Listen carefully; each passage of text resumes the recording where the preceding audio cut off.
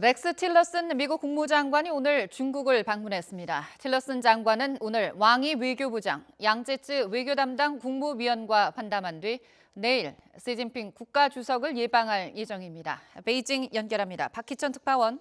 네, 베이징입니다. 네, 이 동북아 3개국 순방에 나선 틸러슨 장관 일정 중 뭐니 해도 가장 관심을 끄는 게 사실 중국 방문일 텐데요.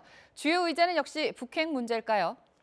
네, 그렇습니다. 틸러슨 장관은 오늘 낮 전용기를 타고 베이징에 도착했습니다. 틸러슨 장관은 곧바로 숙소인 랴오이타이로 이동해 여장을 풀고 잠시 휴식한 뒤 중국 방문 일정을 시작했습니다. 오늘은 왕이 외교부장과 양제츠 외교 담당 국무위원을 만나 회담할 예정입니다. 중국 외교부는 이곳 시각 오후 4시, 한국 시각 오후 5시에 틸러슨 장관과 왕이 부장이 기자회견을 연다고 밝혔습니다. 두 사람이 회담을 마친 뒤 기자회견을 하는지 아니면 회담 시작하기 전에 기자회견을 하는지는 아직 정확히 알려지지 않고 있습니다. 오늘 회담에서 주요 의제는 북핵 문제가 될 것으로 보입니다. 앞서 지난 16일 화춘잉 중국 외교부 대변인은 브리핑에서 틸러슨 장관이 방중하면 북핵 문제를 주요 의제로 논의할 것이라고 밝힌 바 있습니다.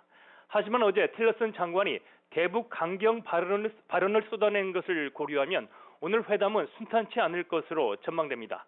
어제 한국에서 틸러슨 장관은 전략적 인내라는 오바마의 정책은 이제 끝났다.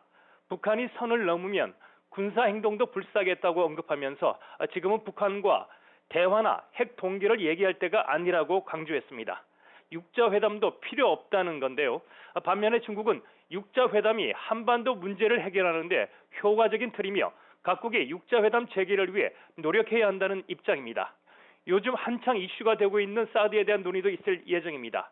틸러슨 장관은 한국을 향한 중국의 사드 보복 조치가 매우 부적절한 행동이라면서 자제를 촉구할 것으로 보입니다. 이에 대해 중국은 사드가 지역의 전략적 균형을 훼손할 수 있는 만큼 사드 배치를 철회해야 한다며 맞설 것으로 예상됩니다. 양측은 또 이르면 다음 달 초 열리는 미중 정상회담의 의제도 조율할 것으로 보입니다. 틸러슨 장관은 방중 이틀째인 내일 시진핑 중국 국가 주석을 예방한 뒤 귀국길에 오를 예정입니다. 지금까지 베이징에서 YTN 박희천입니다.